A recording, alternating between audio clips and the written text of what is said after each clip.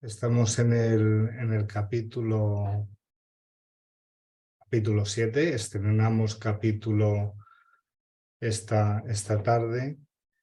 Ya hemos pasado las penas eternas del capítulo 6 y nos encontramos ahora con las penas futuras. Y bueno, pues vamos a comenzar con el primero de los ítems de este capítulo, que es la carne es débil. Primeramente leeremos el ítem de este capítulo para poder situarnos en los términos de esta expresión de la carne es débil, para proceder posteriormente a los comentarios y al cambio de impresiones sobre el contenido. Nos dice así el ítem: hay inclinaciones viciosas que son evidentemente inherentes al espíritu, porque tienen más relación con la gran parte moral que con la física. Otras más bien parecen consecuencia del organismo, y por este motivo uno se cree menos responsable. Por ejemplo, las predisposiciones a la cólera, a la indolencia, a la sensualidad, etc. Se reconoce hoy perfectamente por los filósofos espiritualistas que los órganos cerebrales, correspondiendo a las diversas actitudes, deben su desarrollo a la actividad de su espíritu, y que así este desarrollado es un efecto y no una causa. Un hombre no es músico porque tenga la protuberancia de la música, sino que tiene esta protuberancia porque su espíritu es músico. Si la actividad del espíritu obra sobre el cerebro, debe obrar igualmente sobre las otras partes del organismo. De este modo, el espíritu es el artífice que arregla su propio cuerpo, por decirlo así, a fin de amoldarlo a sus necesidades y a la manifestación de sus tendencias. Sentado esto, la perfección del cuerpo y de las razas adelantadas no será producto de creaciones distintas, sino resultado del trabajo del espíritu, que perfecciona su instrumento a medida que aumenta sus facultades. Por una consecuencia natural de este principio, las disposiciones morales del espíritu deben modificar las cualidades de la sangre, darle más o menos actividad, provocar secreciones más o menos abundantes de bilis u otros fluidos.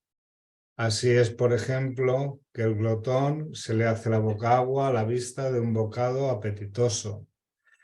En este caso, no es el bocado el que puede sobreexcitar el órgano del gusto, puesto que no hay contacto, sino el espíritu que obra en virtud de la sensibilidad que se le ha despertado con la acción del pensamiento sobre este órgano, mientras que en otro la vista de aquel bocado no produce ningún efecto.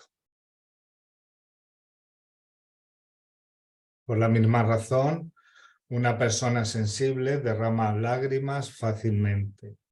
La abundancia de las lágrimas no da la sensibilidad al espíritu, sino que la sensibilidad del espíritu provoca la secreción abundante de las lágrimas. El organismo, bajo el impulso de la sensibilidad, de la sensualidad, se ha apropiado esta disposición normal del espíritu, como se ha apropiado la del espíritu del glotón. Siguiendo este orden de ideas, se comprende que un espíritu iracundo debe propender al temperamento bilioso.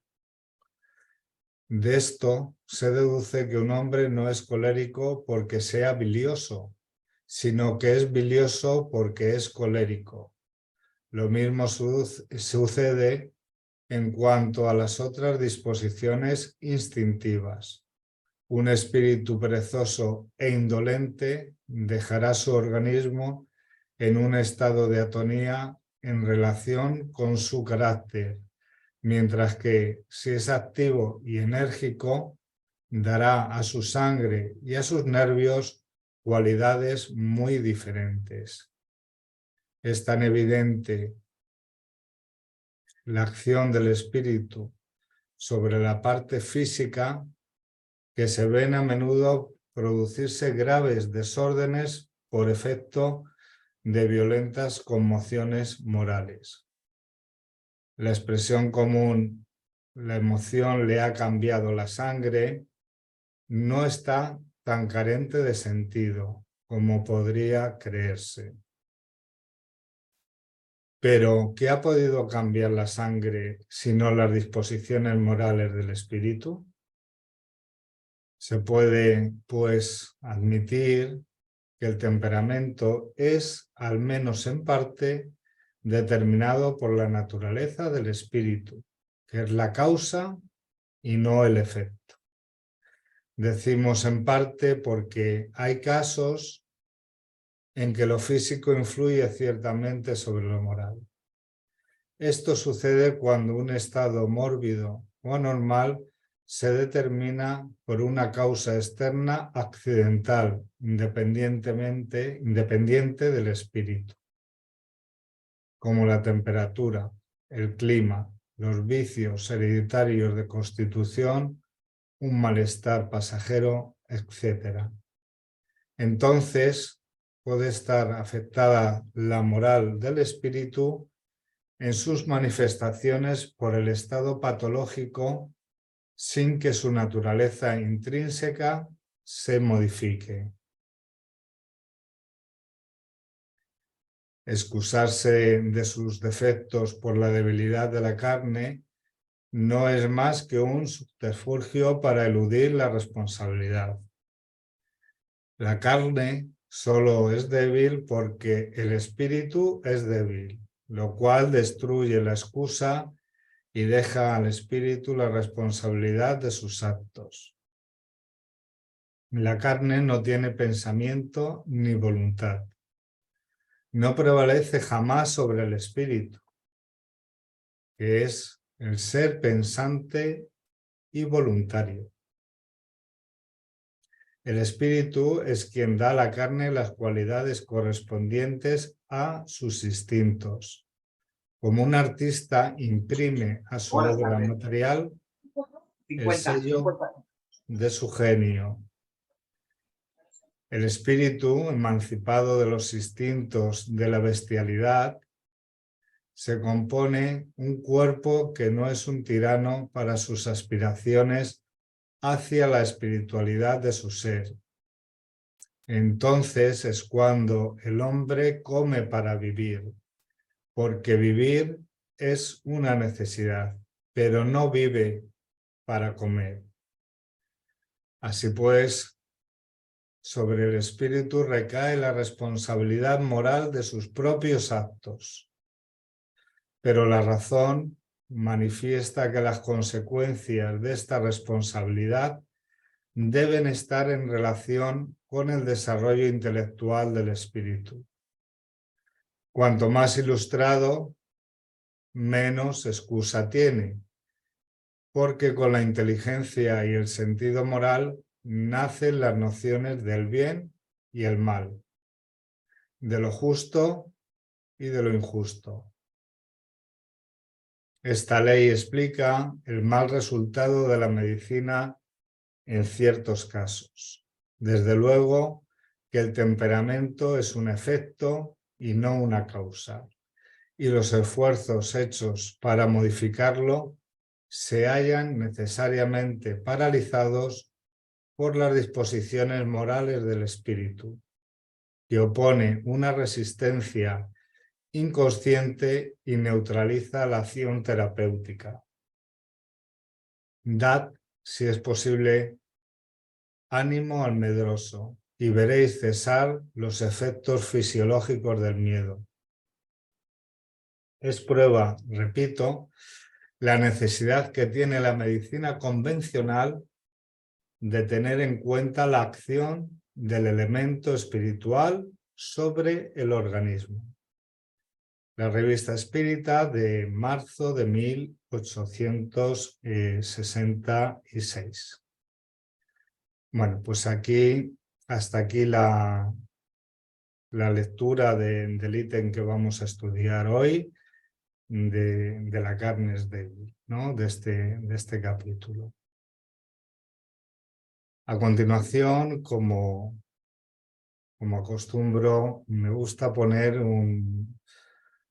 una relación de los apartados a tratar para organizar el estudio y el análisis del ítem que hoy nos toca reflexionar sobre él. Y bueno, os propongo cuatro apartados fundamentales para su reflexión. El primero de ellos sería el titulado Aproximación a la expresión "la carne es débil". El segundo, el cuerpo, herramienta del espíritu. El tercero, oración, fortaleza ante la tentación. Y el cuarto referido, yo creo que es muy relevante, muy actual y muy perentorio, la necesidad de la espiritualidad para su incorporación a la medicina.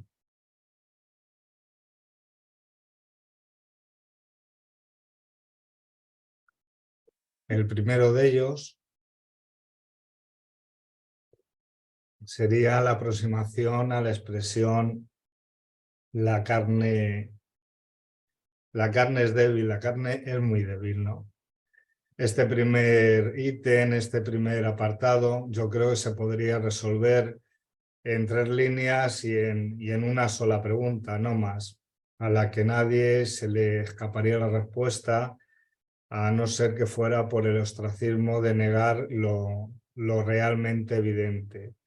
Y todo ello por encontrarse aún en una situación individualmente, a nivel evolutiva, que no le permite enfrentarse con su propia realidad y con su propia esencia espiritual, ¿no? La pregunta sería, y aquí quedaría resumido todo, la pregunta sería la que está puesta en la diapositiva. ¿El cuerpo es débil o es que nos hace falta de conciencia y fuerza de voluntad? ¿Cuál es la situación? ¿La falta de toma de conciencia o la debilidad que achacamos y justificamos muchas veces en el cuerpo? Esta expresión, la carne es débil, ¿no? Fue utilizada por Jesús cuando encontró a los discípulos en el monte Getsemaní dormidos en vez de orando, ¿no? La desidia, la dejadez, combinadas algunas veces con la tentación, con las tentaciones, son en la mayoría de las ocasiones las circunstancias que nos hacen cejar en nuestros propósitos. Procede también que hagamos constar que los términos carne y carnal se empleaban de continuo y tradicionalmente para designar la condición de la humanidad a nivel general, sus limitaciones, sus carencias, en contraposición al espíritu, ¿no? Debemos desechar ya el sentido que algunos dan, no pocos, a esta expresión de la carne es débil, ¿no? Sentido como justificación, no solo de omisiones de actuaciones en un sentido del bien o con buena voluntad, sino que también en no pocos momentos se justifican con esta expresión acciones desafortunadas y, lo que es peor, en algunas ocasiones perjudiciales, perniciosas para los demás. Aquí, bueno, nos encontramos con esta expresión de este ítem de hoy, o la más manida incluso referida al yo es que soy así. Pues bien, la carne es débil o el yo soy así son y no son otras cosas más que excusas de nuestra falta de voluntad. Falta de voluntad y falta de responsabilidad, ¿no? En el acometimiento de la labor fundamental de examinarnos y conocernos en conciencia. Esta expresión idiomática, como hemos visto, tiene un doble sentido. Por un lado, ¿no?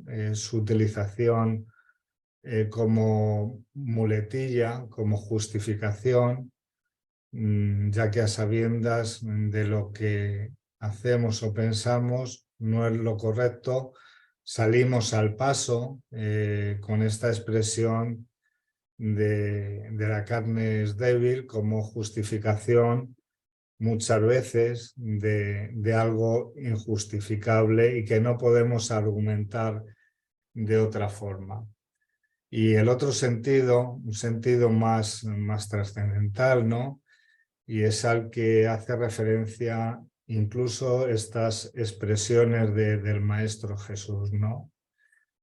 En este punto es claro, es meridiano que el cuerpo físico no es responsable absolutamente de nada. Ninguna consecuencia ni física ni moral puede ser achacable al cuerpo. Cuando Jesús refirió esta expresión, sin duda, estaba valorando la condición del espíritu reencarnado y la gran interrelación que existe y a la que se ve sometido el cuerpo por el influjo del medio donde encarna y sobre todo las limitaciones que la propia encarnación le aplica.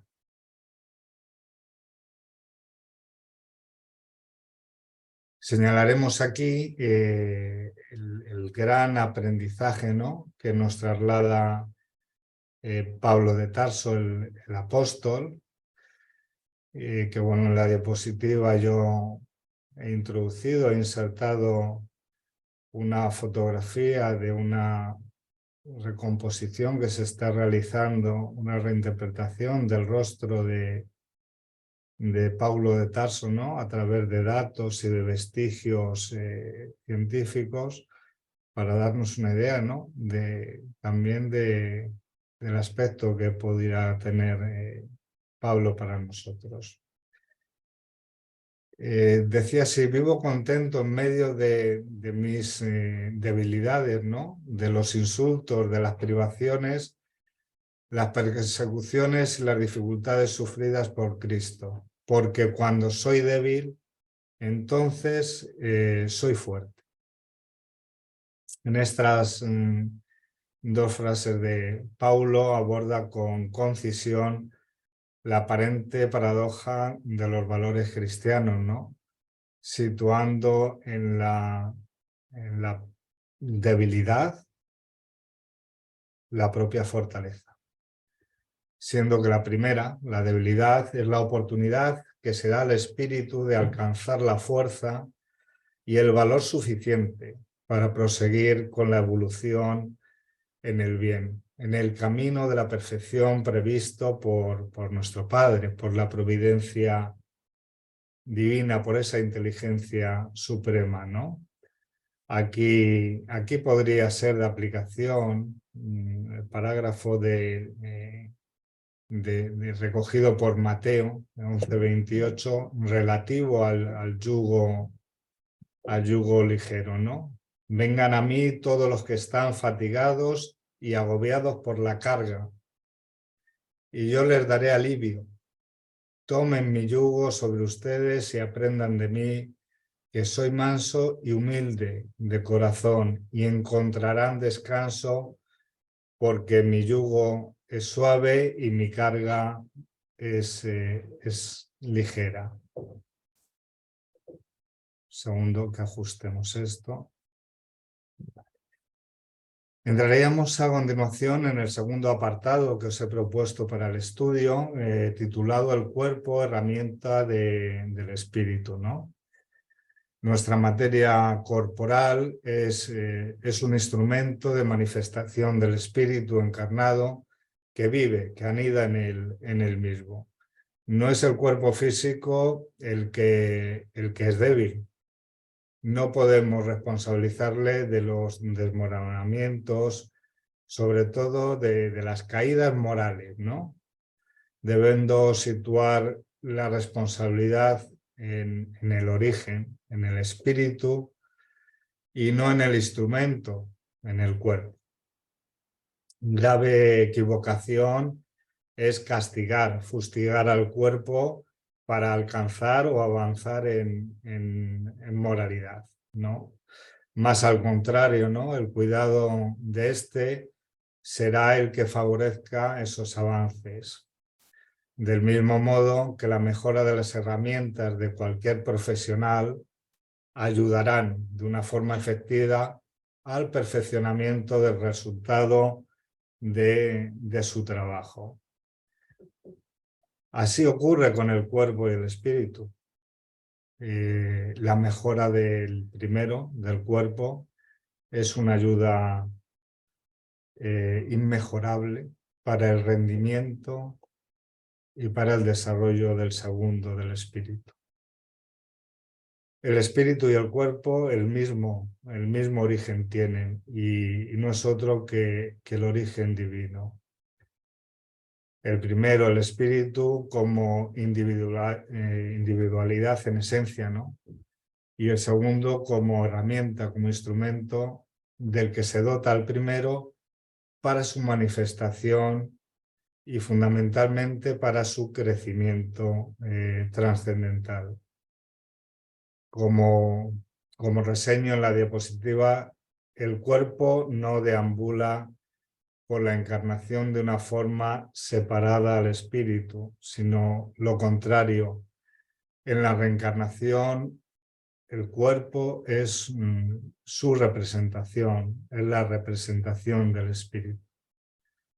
Las disposiciones periespirituales coordinan y organizan las células, convirtiendo al mismo, al cuerpo, en una herramienta pasiva que depende en su totalidad de la inflexión que imprima su espíritu, exteriorizando en la encarnación las facultades y también las dificultades del mismo por sus actos y fundamentalmente yo diría por sus pensamientos, siendo aquí muy cierta la máxima latina de mens sana in corpore sano. Pasaremos a continuación, a ver aquí, a esta diapositiva, en la que nos ponemos, se pone de manifiesto que tan íntima, tan estrecha, tan cercana, ¿no? Es la relación entre cuerpo y espíritu, que el mismo se revela como de una forma clara la situación emocional del segundo. El cuerpo es un espejo de la situación espiritual, de la situación emocional. No nos quepa absolutamente ninguna duda de esto. El cuerpo no tiene emociones, sino que solamente manifiesta emociones, siendo estas las emociones propias del espíritu. En la diapositiva podemos visualizar los mapas corporales de las 13 emociones fundamentales, mostrándose la activación de las emociones a través de colores, donde el incremento de la actividad se corresponde con los colores más fuertes y la disminución de las mismas con colores más débiles, más fríos. Olvidar o no prestar los cuidados necesarios al cuerpo es contrariar una ley natural. Una ley natural que es inderogable, sobre todo en la situación del cuerpo encarnado, en cuanto que es el vehículo por el que se manifiesta el espíritu. También de origen divino, siendo como es, que sin duda cuidar nuestro cuerpo es amar nuestro espíritu. Continuaremos con el apartado tercero propuesto para el estudio, titulado la oración Fortaleza ante la tentación.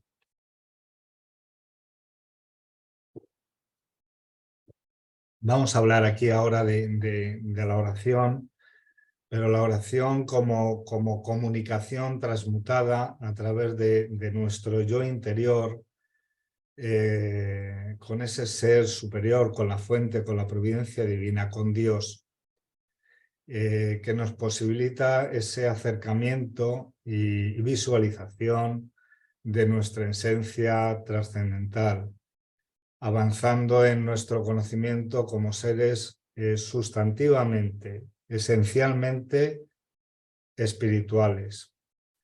Y así avanzamos en el conocimiento de nuestro origen y fundamentalmente de nuestro destino. No da diferencia que oremos, que meditemos, que reflexionemos, que verbalicemos o no, da igual. Lo realmente importante es la toma de conciencia de la conexión que a través de estas herramientas se nos posibilita con nuestra fuente primera, con nuestra naturaleza espiritual, y las consecuencias exponencialmente beneficiosas que podemos obtener para nuestro desarrollo evolutivo de esa comunicación trascendental. Conectando la oración así entendida, comprendida y sobre todo practicada con el tema del día de hoy, ¿no? Con la debilidad de la carne, nos vendrá muy bien hablar en estos momentos de tentaciones.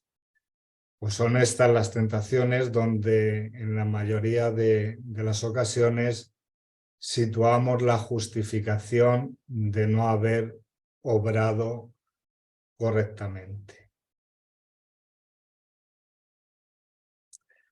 Según nuestro Evangelio, el Evangelio según el Espiritismo, esta mención que hacemos aquí, ¿no? en el Padre Nuestro, es realmente importante, recogiendo con relación a las tentaciones la siguiente expresión: no nos dejes caer en la tentación, mas líbranos del mal, ¿no? El propio Evangelio nos aclara que lo que podemos solicitar a la providencia divina es fuerza, es valor para resistir las sugestiones inferiores que pueden intentar desviarnos del camino, del bien, inspirándonos, pues bueno, pensamientos desviados o no adecuados. Fundamentalmente tenemos que partir de que estamos en una situación aún de imperfección. Aunque camino a la perfección, aún estamos en la anterior, ¿no? Encarnados aquí en la tierra para drenar, para depurar nuestras faltas, nuestras deficiencias y mejorar. La causa primera del mal, sin duda alguna, está en nosotros mismos. Y los espíritus inferiores no hacen más que aprovecharse de esas brechas, ¿no? De esas inclinaciones viciosas, que eran las primeras palabras con las que empezaba el ítem que hoy estamos estudiando: inclinaciones viciosas. en las que nos mantienen o nos intentan situar para tentarnos. Expresión con la que, como hemos dicho, comienza el capítulo, reconociendo que las mismas aún son inherentes al espíritu y fundamentalmente a su parte moral, sin lugar a dudas, por la situación evolutiva en la que nos encontramos, ¿no? Las inspiraciones, las intuiciones, a través de los espíritus que nos sustentan, que nos apoyan, son y se revelan como la forma ideal de dar consistencia a esa fortaleza que pedimos en las oraciones, recortando los espacios, cerrando esas brechas por las que los espíritus inferiores podrían acceder. Las tentaciones y el mal que aún persiste en la tierra solo es achacable a nuestra propia situación, ¿no? Aún precaria en cuanto a nuestro desarrollo trascendental y espiritual.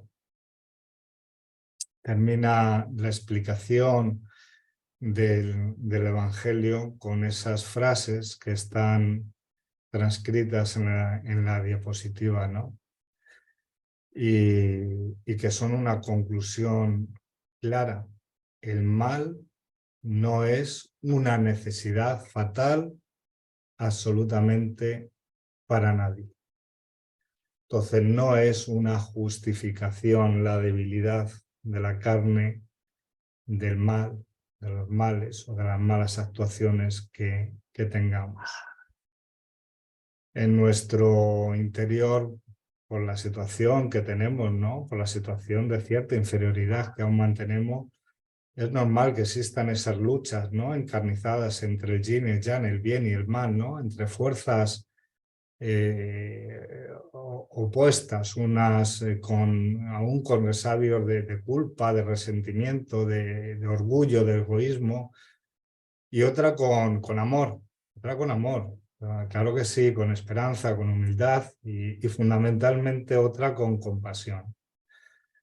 Estas dos fuerzas aún se entremezclan y están presentes en nuestro interior, superándose una y lastrándose en otras, dependiendo del momento, ¿no? En el que nos encontremos y sobre todo dependiendo de nuestro esfuerzo de superación. Aquí no recuerdo yo esta novela más que novela, ¿no? La historia del abuelo indio Cherokee, ¿no? Que le cuenta a su nieto la historia de los dos lobos que anidan en el interior, y ante la pregunta que cuál era el que iba a ganar de los dos lobos, el bueno o el malo, pues claramente se lo dijo y es de aplicación aquí. Va a ganar el que alimentemos cada uno de nosotros. Tenemos a continuación, ¿no? a mi querida y paisana Santa Teresa, ¿no? Para hablar unos minutos de oración, fundamentalmente de oración como forma de enfrentar la tentación, y tentación como oportunidad, ¿eh?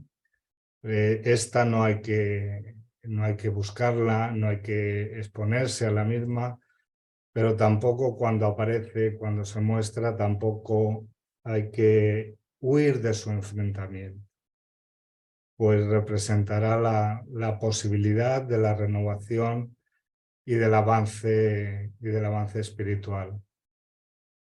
Agradezcamos las dificultades y armémonos de fuerza y valor para superarles como benditas oportunidades, ¿no? Que son para progresar.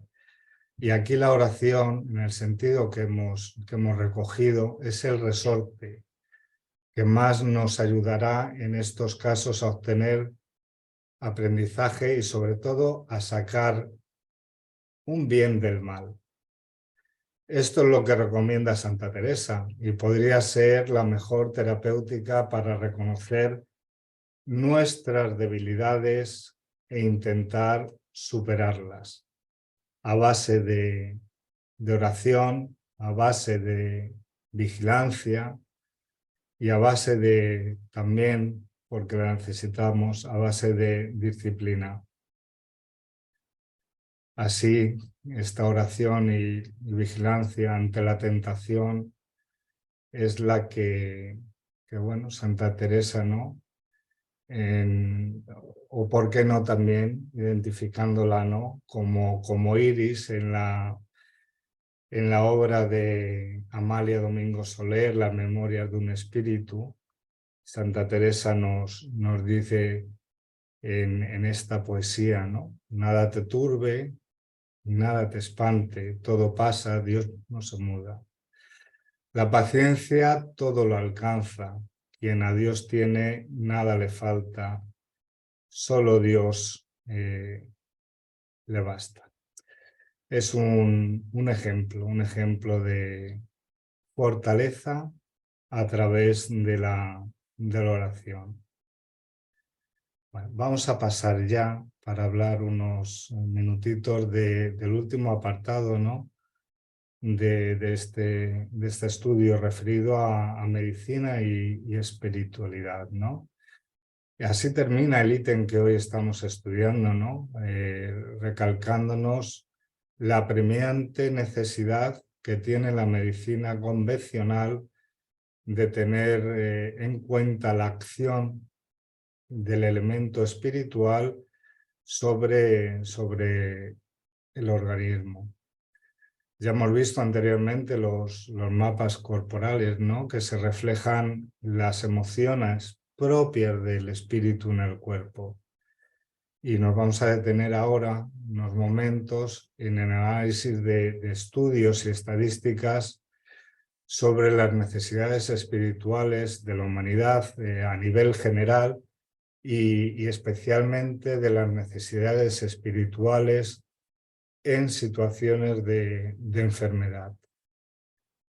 En una proporción muy importante, las personas que se consultaron en estos estudios estadísticos ponían de manifiesto que cuando se consultaba a los médicos para determinar la causa y el tratamiento de una patología, también se estaban buscando respuestas a preguntas existenciales, a preguntas trascendentales y espirituales. Espiritualidad semánticamente ya nos da una idea de la necesaria presencia de este tratamiento en la asistencia médica. Espiritualidad proviene del latín spiritualitas, que significa aliento. Y es esto es lo que precisamente necesita un enfermo, aliento, y aliento espiritual para enfrentarse con fortaleza a la enfermedad. Las características de la espiritualidad incluyen la búsqueda de significado y propósito, ¿no? La trascendencia, la conexión y los valores. Esta espiritualidad puede venir, ¿por qué no? Y así es, de la práctica religiosa y de las religiones tradicionales. Pero en el momento que nos encontramos tenemos que tener claro que no es imprescindible esa práctica religiosa, sino que el concepto de espiritualidad se superpone al concepto de religión. Estas estadísticas, en más de un 94% de las ocasiones, los pacientes han considerado que su salud espiritual y su salud física son igualmente importantes, alcanzándose hasta un 96% entre los médicos de familia los que consideran que el bienestar espiritual es un factor relevante en la salud. Nos encontramos con una necesidad que además yo creo que estamos en el tránsito de la superación del modelo exclusivamente biomédico.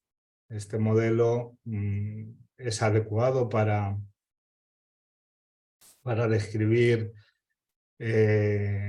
mecanismos de enfermedades, patologías, pero es un mecanismo muy reduccionista y presenta graves dificultades para explicar ya no solo factores espirituales, que también y de forma fundamental, pero es que también tiene dificultades el modelo biomédico para explicar factores meramente psicológicos o sociológicos.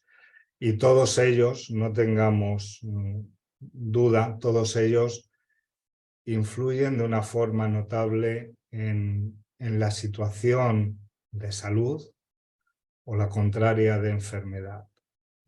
No se puede valorar la misma sin un alumbramiento integral y un acercamiento integral al paciente. También en la parte espiritual. Referencias imprescindibles cuando hablamos de espiritualidad y medicina. No vamos a entrar en el detalle porque estamos escasos de tiempo, pero hay unas referencias que no se pueden pasar por alto cuando hablamos de espiritualidad. Cuando hablamos de espiritualidad se hace imprescindible referirnos a la misma en los cuidados paliativos, en la medicina paliativa. Se hace imprescindible referirnos a la misma cuando hablamos de salud mental. Interfiere la espiritualidad en la salud mental en un porcentaje pues prácticamente total, efectivamente. Es imprescindible también hablar de suicidio cuando nos referimos a la relevancia de la espiritualidad en los tratamientos, en la terapéutica. Y es imprescindible que nos refiriéramos también a cómo la espiritualidad nos puede ayudar a afrontar las enfermedades.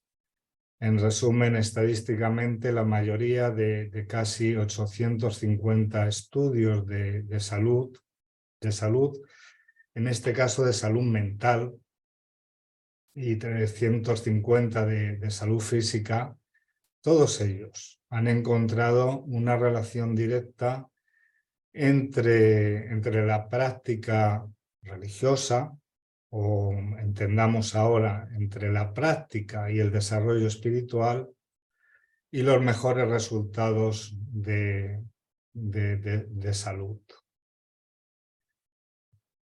La práctica clínica está demandando de forma insistente y ya sin retorno la inclusión de la espiritualidad como parte de la misma.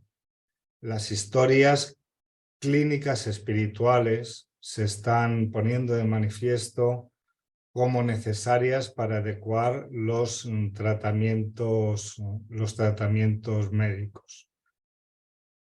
Pero hay que superar barreras y dificultades que tenemos todavía muy importantes para que en el consultorio del médico, aparte de tener un historial solamente biomédico, tengamos un historial espiritual, un historial emocional, ¿no? ¿Qué barreras debemos superar?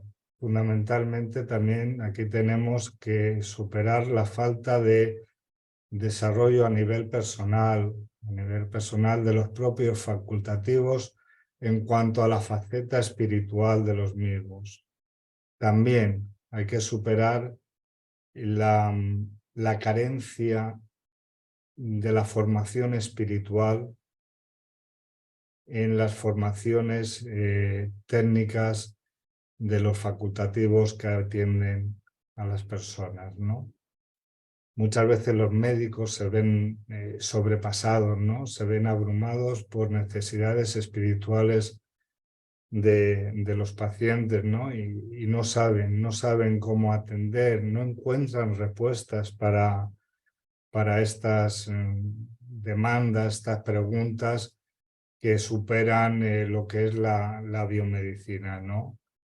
Y finalmente, bueno, pues se desalientan, ¿no? Se desalientan en el tratamiento y mantienen en muchas ocasiones unos tratamientos puramente rutinarios a sabiendas de las nulas expectativas de mejoría con los mismos. Y sobre todo a nivel empírico, saben que no funcionan. Y yo creo que entreven que hay algo más. Aquí recuerdo, ¿no? En Liberación, que estamos estudiando ahora, como el médico, ¿no? El psiquiatra encamina a Gabriel y a Margarita a ese tratamiento espiritual a través de la casa espírita, ¿no? Ahí estaba también igualmente el médico abrumado, ya no sabía, le sobrepasaba, no veía respuesta. Es importante también como carencia y como barrera importante que tiene ahora mismo la medicina tradicional, la medicina convencional, la falta de tiempo para atender al paciente. Yo creo que es un lastre fundamental porque el médico no puede conocer más allá de lo que le pone de manifiesto una prueba médica, una radiografía o el resultado de unos análisis. No conoce nada más. Y ese algo más, ese algo emocional, esa espiritualidad, esas necesidades trascendentales son también pruebas expresas de la situación de los pacientes, ¿no? Con todas estas barreras y dificultades, pues la importancia